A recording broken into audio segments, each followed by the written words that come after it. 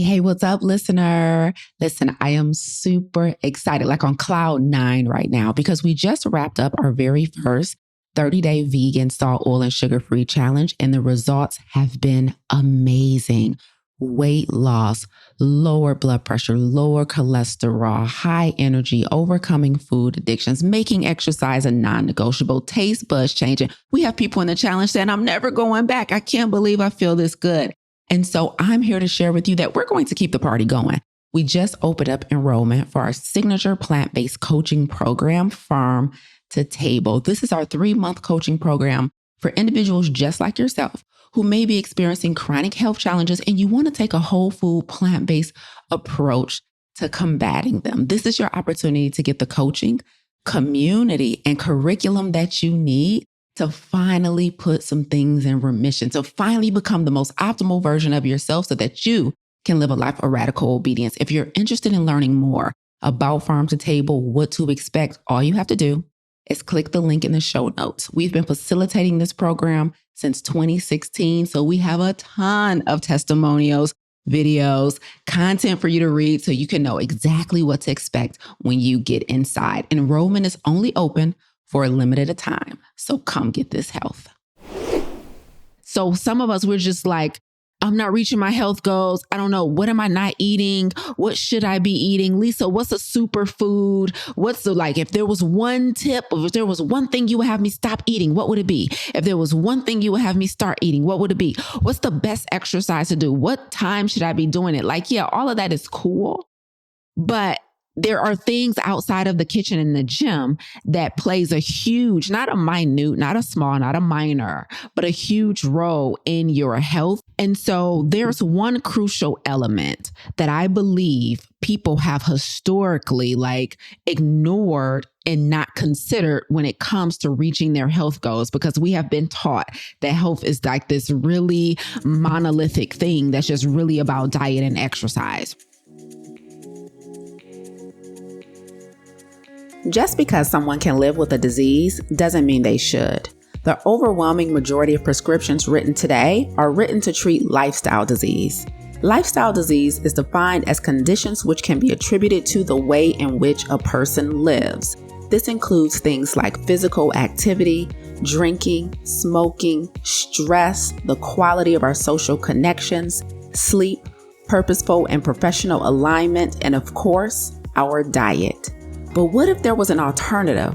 What if before putting pen to pad, we had a comprehensive solution in lieu of pills and procedures? You are listening to the Plant Protocol podcast for current and aspiring health professionals who are done with simply managing chronic lifestyle challenges and are interested in taking a whole food, plant-based approach to combating them. I'm your host, Lisa A. Smith. It's time to come get this health.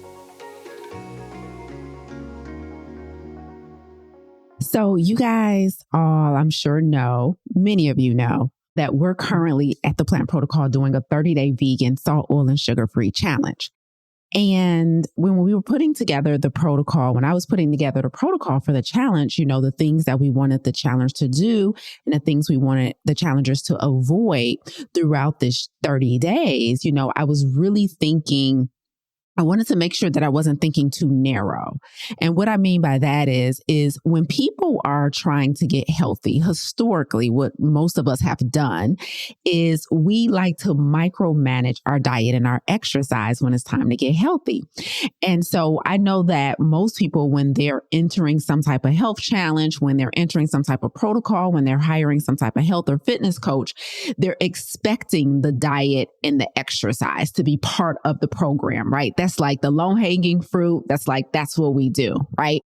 But when I was putting together the protocol for a 30-day vegan, salt, oil, and sugar-free challenge, I wanted to make sure that I included the things that we don't typically consider when it's time to get healthy. Most of us know we got to eat right. We know we got to move. We know we got to drink our water. We know all that stuff. We got to recover. We got to stretch, all of that stuff. However, I believe there are some very crucial elements to health that many people ignore when it comes to optimizing their health, when it comes to getting the weight off and keeping the weight off, when it comes to getting the numbers down, getting off the medication or prevention. like making sure we're in the best place possible in our health to avoid something, or if we do encounter something, to recover quickly. And so I wanted to make sure, and I do this in Farm to Table too, our plant-based coaching program. I always like to make sure that the protocol is not narrow, like the protocol is not so hyper focused on diet and exercise that we exclude the other elements that plays a major role to our health. And so there's one crucial element that I believe people have historically ignored and not considered when it comes to reaching their health goals, because we have been taught that health is like this really monolithic thing that's just really about diet and exercise, right? I will say the crucial element that most of us have historically ignored that has significantly delayed our progress in our health is pleasure. It's pleasure. So let me break this down to you guys. In our protocol for the 30-day vegan challenge, I wrote out a protocol, and they have two things that I asked them to do in that protocol, right? In our 30-day vegan protocol, they have to, in addition to the diet and exercise and the water and the fiber and all of those fun things, they have to spend at least an hour with someone they love and at least an hour on something they love. One of the most ignored parts of our lives, and one of the things that many of us have failed to do, is prioritizing pleasure. It is my belief that our ignorance, or should I say our ignoring of pleasure in our lives, has kept us unwell for longer than we need to be. We have to start prioritizing pleasure, y'all. We have to make sure pleasure is an integral part of our regimen when it's time to get healthy, when it's time. I did a podcast in 2020, right? So I've been podcasting for a very long time. And in 2020, I did a specific podcast. I got a lot of listens, and it was very popular with our listeners, which was how I prioritize pleasure. And in that episode, I shared 4 ways that I prioritize pleasure, right?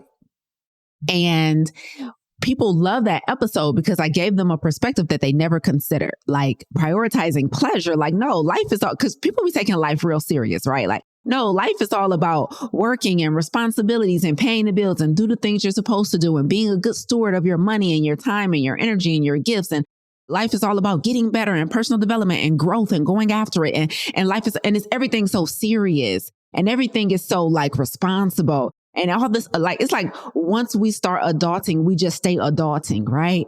So what I like to say now, and then in a practice, should I say, that I adopted back at the top of 2020, and I've been trying to adhere to it ever since for years, is the importance of prioritizing pleasure and making pleasure an intentional part of my life.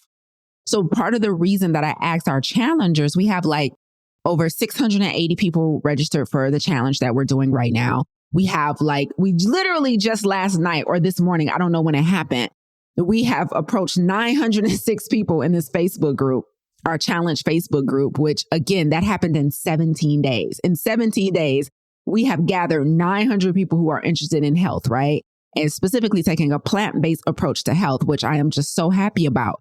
But that can be a very serious thing. Oh my God, I got to give up meat. I got to give up dairy. I got to give up eggs. I got to give up seafood. I got to let go of salt, oil, and sugar. I got to watch everything. I got to read everything. I got to make sure I understand how to get all my nutrients and all my vitamins and all my minerals, and everything is so serious all the time. So I want to tell you guys 2 things. I want to tell you guys why it is so important to prioritize pleasure to maximize and optimize your health journey. And I want to tell you a couple of ways that I do it. Okay. So the first is why. Pleasure does something that nothing else in your life can do. Now, let me be clear when I say pleasure. Some of us are addicted to dopamine. Many of us are addicted to dopamine. If you have any type of affinity to a behavior or a substance and you lose self-control in the presence of that behavior or that substance, you probably have an addiction to dopamine. Like doing that thing or eating that thing or engaging in that behavior gives you a dopamine hit. And you chase that dopamine hit regularly because it feels so good for that dopamine to flood your pleasure pathway. That is not the type of pleasure I'm talking about today. I want to be clear. When you bite into those potato chips or that burger or those fries, right? When you get that notification on your phone for that email or that text message, when you hop on social media. Those type of dopamine hits have become so incessant in our lives that they have kind of like clouded our vision about what pleasure and happiness truly is. Because most of us, because we have these addictions to these behaviors and these substances, they have become the thing that we chase. And so it is that inorganic pleasure that has taken over most of our lives. But I'm talking about going back to roots. I'm talking about going back to the things that really, that organic pleasure that has lasting power, right? It's not just like a quick dopamine hit. So I'm not talking about these quick instant gratification dopamine hits. That's not the type of pleasure I'm talking about, right? I'm talking about like that time that you spend with somebody you care about where like you don't care what's happening and what else is happening in the world. You're just in the moment and you're laughing, or that love that you have for someone or something in your life. And when you're doing that thing, when you're doing the thing that makes you happy and fills you up, like time doesn't matter, space doesn't matter, like nothing matters. I'm talking about that type of pleasure, right? That type of pleasure is missing. And so why is it important? It's important because, number one, the hormones that it helps us to release really helps to regulate us. So the oxytocin that is created when you hug someone that you love, when you kiss someone you love, when you cuddle with a kid or a pet or your loved one or your spouse, right? That oxytocin that's created from connection and physical intimacy is so healthy for the body and the brain. Those endorphins, that serotonin that's naturally produced, right? When you engage in activities and behaviors and things that genuinely brings you joy and peace, you release all of these hormones and they help to regulate your nervous system. They help to regulate your immune system. All of that is health. So some of us, we're just like, I'm not reaching my health goals. I don't know. What am I not eating? What should I be eating? Lisa, what's a superfood? What's the, like, if there was one tip, or if there was one thing you would have me stop eating, what would it be? If there was one thing you would have me start eating, what would it be? What's the best exercise to do? What time should I be doing it? Like, yeah, all of that is cool. But there are things outside of the kitchen and the gym that plays a huge, not a minute, not a small, not a minor, but a huge role in your health. And one of those things is play. I don't know what happened to us in life, but so many of us have disregarded pleasure. Like we now do. I want you guys to like take an audit of your day, take an audit of your week. How often do you do something strictly because it makes you happy? Like how often are you doing, I want you to take an audit of your week, and I want you to look at everything you do on a day-to-day basis and everything you choose to do, and how much of it is like a responsibility and a requirement, and how much of it is just because it brings you joy, peace, or happiness. Like how often are you intentionally making time for things you love or people you love? Like people that you love, people you are in love with. Like, where is the intentional pleasure, right? And so I think it is so important that we understand that it doesn't, like kale and spinach and apples and bananas and green juices don't solve everything. Squats and lunges and barbells and dumbbells won't solve all of our health issues. Some of our nervous systems are so dysregulated because we're always hopping from one responsibility to the next. We're overwhelmed and chronically stressed out, and we're not getting that balance that pleasure intentionally provides. So that is the why. So now let me tell you the how. And this is just some of the ways that I intentionally prioritize pleasure in my life and that I've been doing for years so that I make sure I have what is considered balance for me. So when I say balance, I'm not talking about 50-50. Right? I'm just saying like just the right amount. It's a recipe for your life. You know what I mean? What's the right amount of pleasure that I should be including to make me feel balanced when it comes to all the responsibilities, all the responsible stuff I'm doing all the time, right? And so here's a couple of ways. The first is I started prioritizing pleasure years ago first. So do you prioritize pleasure first? So I have a lot of things that I do like recurringly and repeatedly throughout the year, right? And I remember in 2020 when I was teaching Farm to Table, our plant-based coaching program, I was teaching it 3 to 4 times a year because at that time, Farm to Table was a cohort style program. And so that means that it was a 10 or 12 week program. And so that means about once per quarter, I was teaching this 10-week coaching program, and it was kind of a heavy lift because it was like we had students, we had to enroll, we had to onboard, we had to teach, we had to go through the semester, then we had to offboard, and we had to start all over again. And it was a lot, right? And at that time, I got introduced to this concept of prioritizing pleasure. So what I would do, I remember at the top of 2020, I looked at my year and I was like, okay, I know I want to teach farm to table 4 times this year. But what I did first, before deciding on the dates for farm to table for that year, I scheduled my vacations. I was like, I know I want to take a vacation after every semester of farm to table. So I prioritized my pleasure before my responsibilities. How can you put your pleasure first, as opposed to the way that most of us have traditionally done it, which is we make our responsibilities first and we make our responsibilities priority, and then we hope to fit pleasure in. Let's not do that anymore. So here's a challenge to you. Maybe, I don't know, the rest of your year or the rest of this quarter is already decided. But for the next, maybe the fourth quarter of this year or for the first quarter of 2025, how can you prioritize your pleasure and make your responsibilities fit around it as much as possible? Schedule pleasure before responsibilities, in your next week. Look at your week next week. Have you prioritized any pleasure next week? Or is everything that you're going to do just responsible AF? Is it just really all about meetings and work and taking care of the babies and taking care of your partners? Or if you're a caregiver, taking care of whoever you're taking care of? How much pleasure is intentionally scheduled into not just your year, 1 or 2 vacations, but into your week? I think it was last weekend or 2 Saturdays ago, we went to a museum. Like me and a friend, we just went to a museum. Okay, I've never been to this museum before. They were in town. They had never been to this museum before. And so we prioritized that. And we actually talked about it. We looked at our schedule and was like, okay, how can we fit this in? I got to do this at this time. You got to do this at this time. And we made it work. Right. And so how can you prioritize pleasure before responsibilities? It's a fundamental shift, but it really changes your life because, and I know, I'll tell you how it changed mine. For me, the definition of happiness for me is always having something to look forward to, right?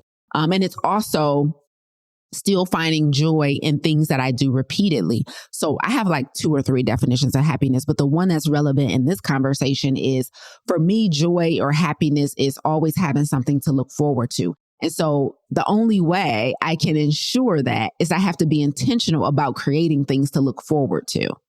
Right. And so I've already at the end of July, I'm I haven't taken days off in a while. I know I need to be better at taking time off from work. So I've already scheduled 5 days off of work for the end of July.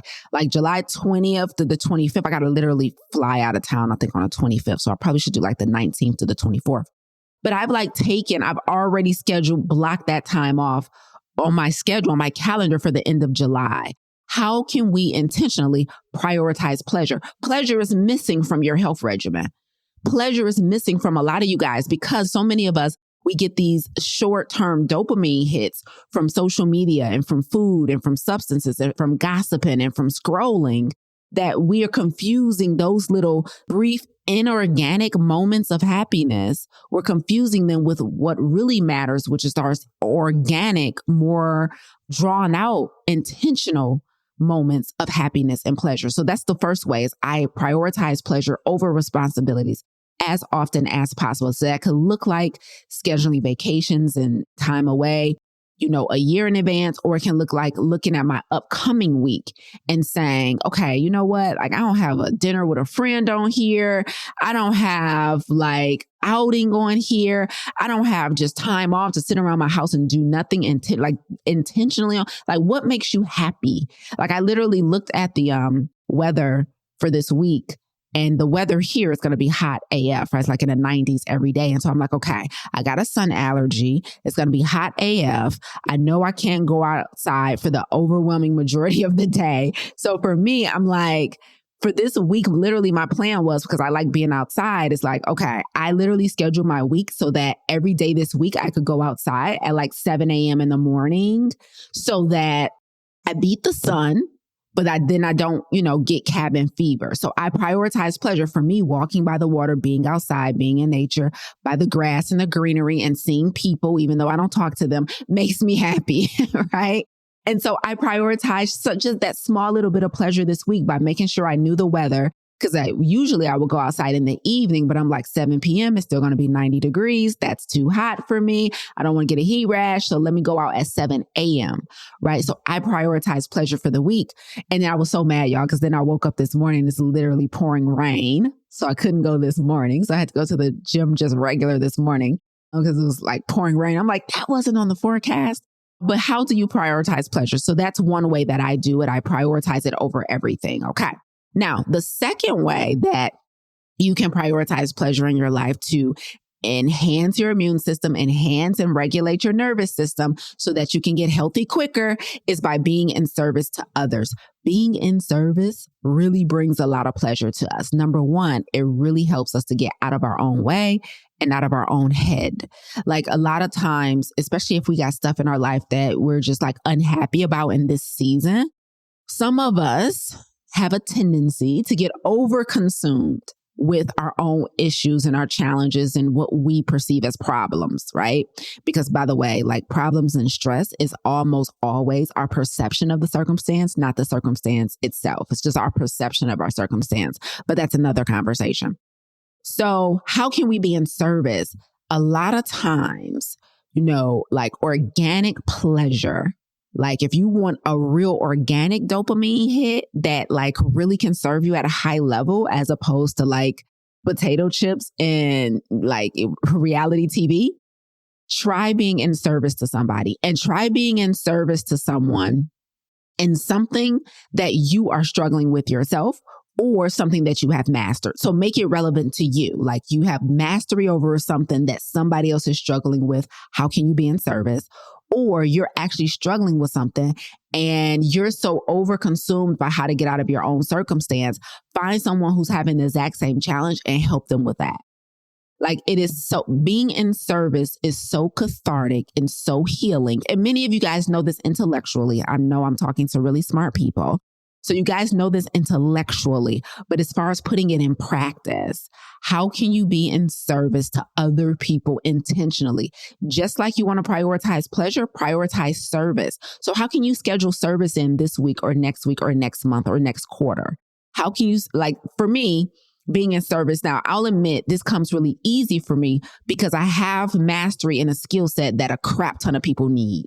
Like I have mastery over nutrition science, mastery over lifestyle science, mastery over behavior change. So I can teach beliefs easily. I can teach plant-based living easily.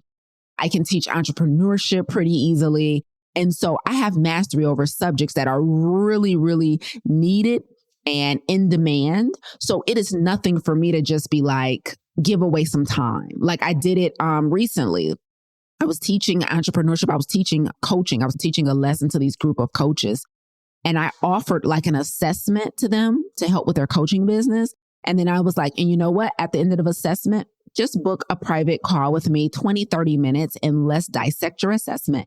And let's see how I can help you in your coaching business. And I had like several of them book calls with me and I didn't charge anything. Not only did I not charge anything, I didn't make an offer at the end of the call. It wasn't even a setup, right, for an offer. It was strictly like, I just want to be in service to help your coaching business. And so it's easy for me to be in service based on what I naturally do, right? So it's what I charge for, I can also at any given moment give away. And so can you. What do you currently charge for? Like, what do you charge your job for? Like your job pays you in exchange for what? And how can you use that and say, you know what, like it can be an and, it doesn't have to be an either or. It doesn't have to be either I work for free or I charge for this. Like it can be an and. I charge for this and I work for free. And that's what I do.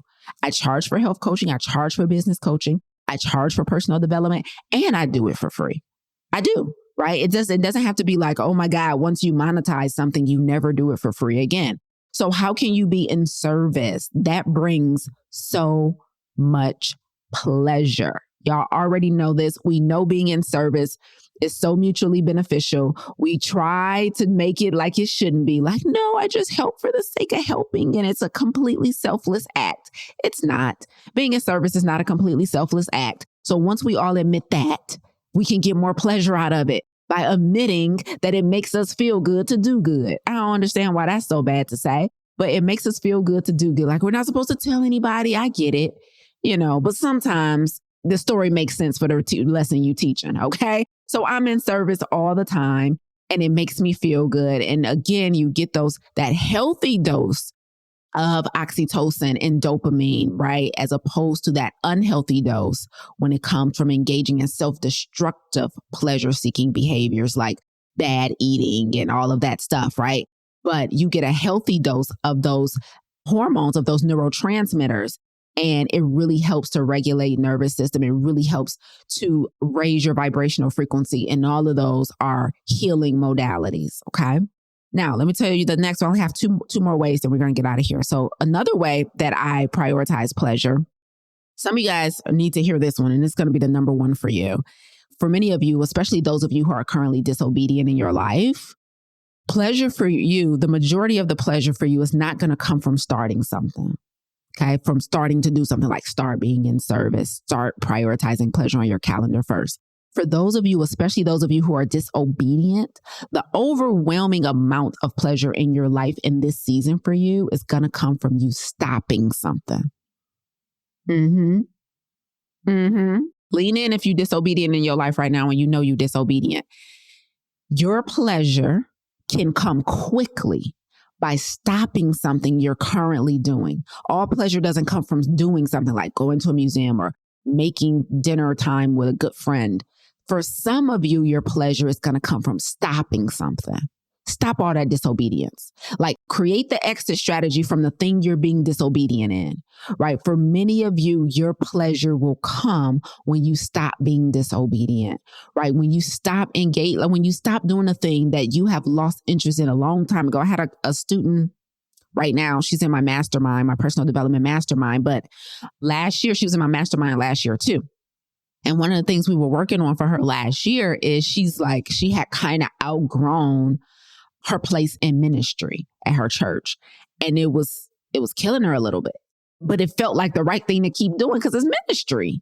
It's ministry, right? And so it's like, you can't just be like stopping volunteering at God's house. You know what I mean? And so that's what it felt like. So there was like this guilt and this cognitive dissonance that was coming with her, like no longer being satisfied with her place in ministry. And it took her a while, it took her months. She has finally disconnected from it and finally, opted into pleasure, but she had to stop doing something to get pleasure. And that's a lot for many of us, right? At the point that the ministry stopped being mutually beneficial, it turned into disobedience. And it was hard for her to be obedient to what she was feeling intuitively, right? Because being in service in ministry seems like the right thing to do. But you get to be in service and satisfied at the same time. Service doesn't have to be dissatisfying. You get to choose how you want to be in service. I remember I joined another church recently. I think it was like in the beginning of this year or the end of last year. And they asked, like, is there a certain ministry that you want to volunteer for? And I was like, yeah, the health and wellness ministry. Like, I'm trying to, get the church healthy. I want to talk about nutrition. I want to talk about just like chronic disease prevention and reversal. Like, I want to volunteer for the health ministry at this new church. And so somebody from the church, an administrator from the church, emailed me and she asked about ministry again or something. I was like, or maybe I emailed them and I was like, hey, y'all just sent out an email about all the different things that we can volunteer in, but I don't see anything about health and wellness. Is there a health and wellness ministry? Right. And she emailed me back and she's like, oh, we don't have a health and wellness ministry. Right. And she was like, is that how you want to serve? Is that the place you want to? And I was like, yes. She's like, is there anything else you want to do? And I'm like, no. I'm not interested in volunteering at this church if it's not in this ministry. Now, that might sound wrong to some people, but the thought of anything else made me miserable. Like the thought of being an usher made me miserable. The thought of like, I don't know what all the stuff you can do in the church, but I didn't want to do none of it. Like none of it sounded appealing to me. I'm not really a huge people person, so I didn't want to talk and greet people. I didn't want to be on the I didn't want to do anything else. I only wanted to do what I knew I was great at and what I knew would make me happy and then what I knew I could genuinely look forward to.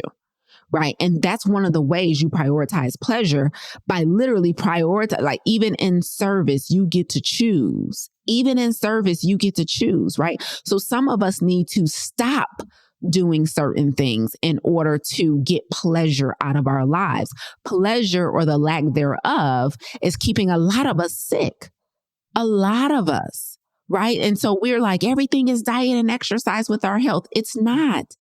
Pleasure is missing from your regimen. Where are you getting filled up? Like, where are you? Like, when are you taking off your adulting hat and just being in a moment and doing the things that make you happy, that regulate your nervous system, is so important. So some of you, especially those of you who are disobedient, need to stop doing some things in order to get pleasure back. Like, if your job is the source of your misery, if your relationships are the source of your misery, if your friendships, if your family relationships are the source of your misery, if that thing that you currently volunteer for that once upon a time was meaningful, but you have outgrown it, and that's the source of your misery.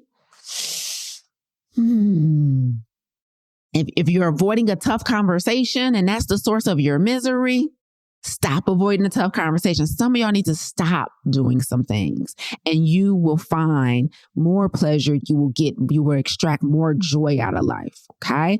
Now, let me get into the last one before I get up out of here. Okay. Yes. Majida on Facebook said, pleasure is missing from your regimen. I promise you. And that is why I built the challenge protocol the way I did. And I reminded our challengers in a recent live class, like, are you guys spending an hour with someone you love and an hour on something you love? Don't think that I'm, so typecast about a plant-based lifestyle so much that I believe that plants are the solution to everything. It's not. I mean, lentils are so medicinal. So are chickpeas. But baby, they will not solve the problem of you lacking love and connection in your life. You have to you have to seek out pleasure. Okay. All right. And the final thing that I do in order to prioritize pleasure and make sure I'm balanced in that way in my life is I act up. Let me, I act up. Let me tell y'all something. Okay. I have a colleague, he's a friend now, and we're in the same mastermind, right? And so me and him, we're in the same mastermind. And so we've just over time, over the last several months, developed like this friendly, like brother, sister, mini feud, right? If you will. And so recently we were at a mastermind meeting, right? And somebody mentioned my name in their mastermind because they were talking about health. And he called me a bully in front of these people in the mastermind, right? And I was like, oh, no, he didn't, right? And it was funny. And I was like, okay, all right, payback is a coming, okay? So he called me a bully in front of our fellow colleagues in the mastermind. And some of the mastermind was new, right? And so some of these people didn't know me yet. Like most of the people in mastermind, they know me, but we had a lot of new people in this particular meeting and they didn't know me. I said, oh, that's what we doing? Okay. And so I remember a couple of days later, I was like sitting on my couch and I was literally bored. And I was like, I'm bored and I'm in the mood to act up. Right? And I was like, how can I give myself a beautiful dopamine hit right quick? So I went on my Facebook, I went on my Instagram, and I made a post about him. And I decided to publicly out him and talk some junk about him because I knew all our mastermind friends would see it and it would be a whole thing, right? So I went on my Facebook page and I went on my Instagram page and I talked about how his wife can lift him over her head and how he's trying to work on his calf muscles and they'll never grow. It was so petty. It was the most pettiest thing. And it made me so happy. Some of y'all don't act up enough for me. Like act up. Melissa know what I'm talking about on Instagram, right? She knows exactly who I'm talking about. She's in our mastermind. And so another way you can get more pleasure out of life is some of y'all need to just start acting up. Some of y'all just need to start having fun. Like there's no other motive. There's nothing responsible that's about to happen here. Cause most of you guys who follow me on social media, my posts be like yelling at y'all. Did you eat like you had some sense today? Like I'm trying to teach something. I'm trying to coach to something, but sometimes you just got to act up. Sometimes you just got to say something because it's funny. Sometimes you got to do something. Sometimes you got to tease somebody. Sometimes you got to prank somebody. Like some of y'all don't have enough act up in y'all life. Like some of y'all are too grown for your own good.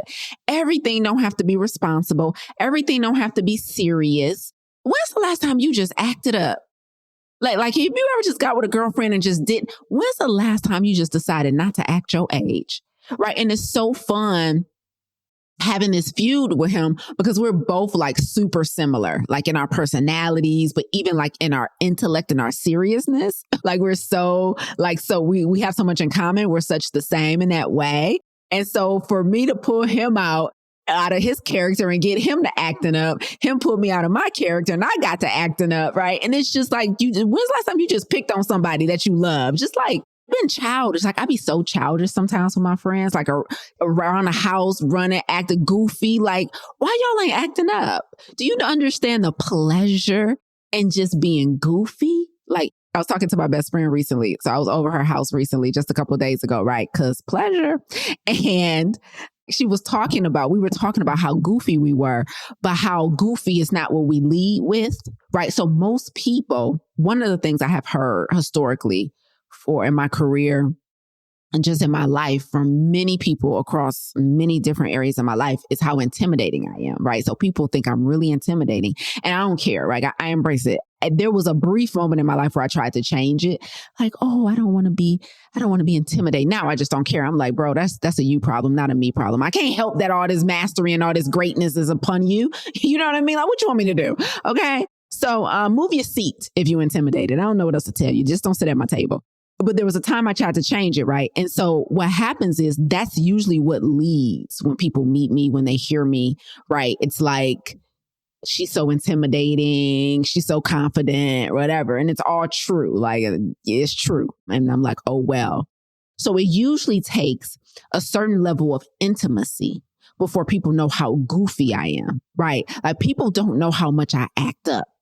Like they don't know. So number one is usually like a shock or surprise, a pleasant surprise. Like, Lisa, you silly AF, you goofy as heck. And I'm like, yeah. And that's an intimate part of me that I don't let a lot of people into, right? And not intentionally. It's not like, oh, I got this wall up.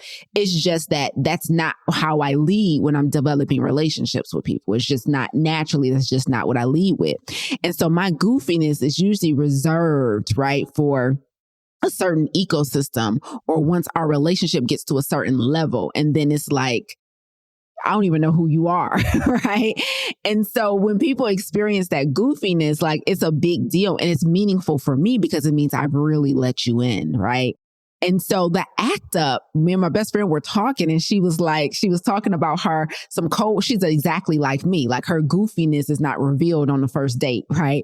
And she was talking about how her coworkers were recently telling her like how scared of her they were initially and how pleasantly surprised they were to find out she was a goofball, right? And I think that is so dope, right? It's like you get to choose when and how you want to act up. Like you don't have to lead with that. You don't have to be the class clown. You don't have to like force it. But if you have that inside of you and you have suppressed it, I want to invite you to bring it back up. Like I have a client in my mastermind who I had no idea till we started doing our in-person retreats, how goofy she was. And I'm just like, she's the life of the party. She dances around, but she doesn't present that way traditionally in our mastermind. But when we got in person and we all just started letting our hair down and getting a little more personable, she was so goofy. And I'm like, I love this. And so for those of you who have maybe suppressed that because life just required you to be super responsible and be more serious, or life told you that you had to be, or maybe I have people like this in my life. Maybe you had someone close to you in your life who made it uncomfortable for you to show up as you were. Like I have a close friend and he literally, talked about like his ex kind of made him suppress who he naturally was, made him suppress his goofiness, right? And so I want to invite you guys to, number one, make it okay and comfortable for other people to be that way in front of you, right? But then also, if you have that in you, invite it back to the party. Start acting up. Like for some reason, when we became adults, we literally put away our childish ways. And I know it's, the Bible tells us to, but like some of you guys need to reintroduce it, because that's where your pleasure is. Your pleasure is in your childishness. Your pleasure is in teasing and pranking a good friend on social media publicly, just like mine is, right? Like, we have to start acting up more. Like, we have to stop being so serious. Everything doesn't have to be a responsible decision. Like, everything doesn't have to make sense logically. Some things can just make sense because they feel right and they bring you joy. So that will be the one thing that I believe is missing from most people's health regimen, is just like really pleasure. Like, we're not prioritizing pleasure. We're not intentionally stopping doing the things that has snatched our pleasure.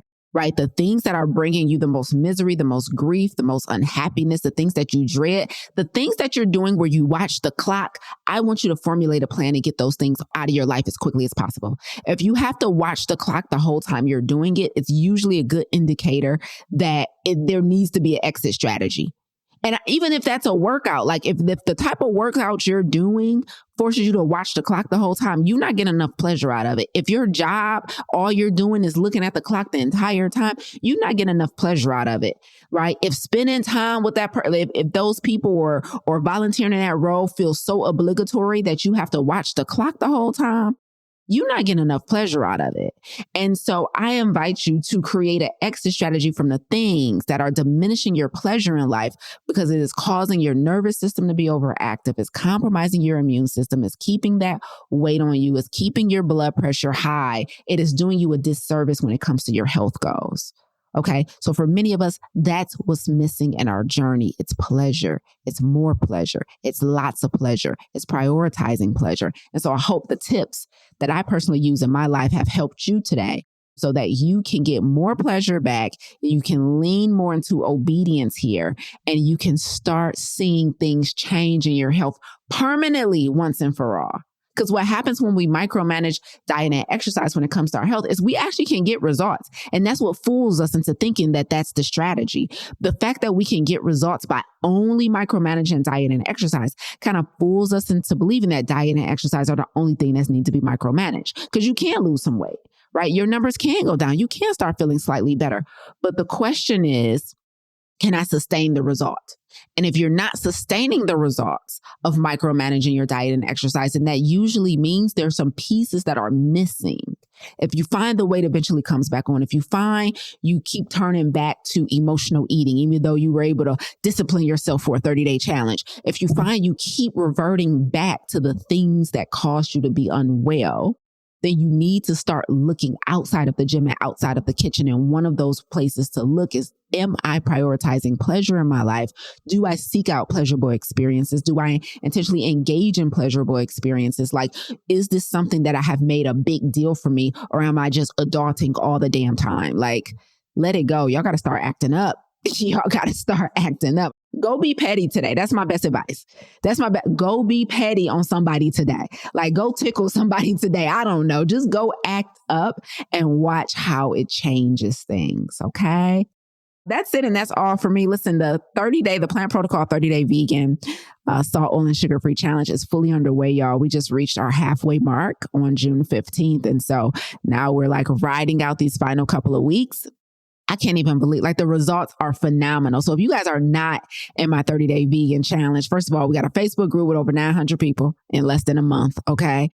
We have over 600 and some people registered for this challenge. We have live class twice a week. And I've just been enjoying this so much. Talking about pleasure, y'all. I've been enjoying this so much. Just listening to the results, watching people really do the hard work of stop eating the mess that has been keeping them sick. Watching, they're putting in our Facebook group, them spending time with people they love. They're putting in our Facebook group the things that they're doing that they love. And it makes me so happy. I feel so honored that God gave me this assignment. So if you're not in our challenge, it ain't too late to join. Like, just get in the ecosystem alone, because it ain't like when June 30th comes, like, the ecosystem is not going to be shut down. Like, they don't even know. I haven't even told them yet. Like, but we about to go crazy for these next several months until we do the challenge again in December, January. So anyway, if y'all not in the challenge, get in the ecosystem. If you're not in our free Facebook group, the Plant Protocol 30-day vegan SOS free challenge, if you're not registered, you might want to get in this thing, because even after the challenge, we have so much more planned for our challengers, because we understand that this is really a lifestyle change, and we want to make sure that we honor that for our challengers. And so, you guys, thank you for listening. That's all for me today. Next Monday, you know what? I'm going to come up with my topic like now, like in the next couple of days, because next Monday, next weekend, this upcoming weekend, I'm in DC. And so I want to make sure Monday morning I'm ready for you guys. So I'm about to premeditate on what we're going to talk about next Monday. And I'm going to schedule that on my Instagram and on YouTube here so we can have a really juicy conversation next Monday morning. So I can't wait to see you guys back here, same time, same place. Share this episode with somebody who needs to prioritize pleasure. Tell them to stop being serious all the time. Stop taking life so serious. Tell them to stop being disobedient and tell them to start prioritizing pleasure over responsibilities despite what they've been taught. Shout out to Brianna. Okay, until next time, you guys have an absolutely phenomenal week. Love y'all. Bye. You tuned in today because, like me, you're a disruptor. You're passionate about health and you have firsthand experience of taking a whole food plant-based approach to combating chronic health challenges. You want to see lifestyle and dietary modifications become the norm in the way in which we practice healthcare. However, you need mastery around nutrition and lifestyle science, a better understanding of behavior change to improve client compliance, and confidence in your ability to effectively coach clients to adopting those lifestyle modifications. You need the Plant Protocol. Visit theplantprotocol.com to apply, and let's work together to improve the way in which we care for our most prized possession, our health. Thank you so much for listening today. If you enjoyed what you heard, please consider rating and reviewing this podcast. Until next time, remember, radical obedience is still undefeated. Stay obedient.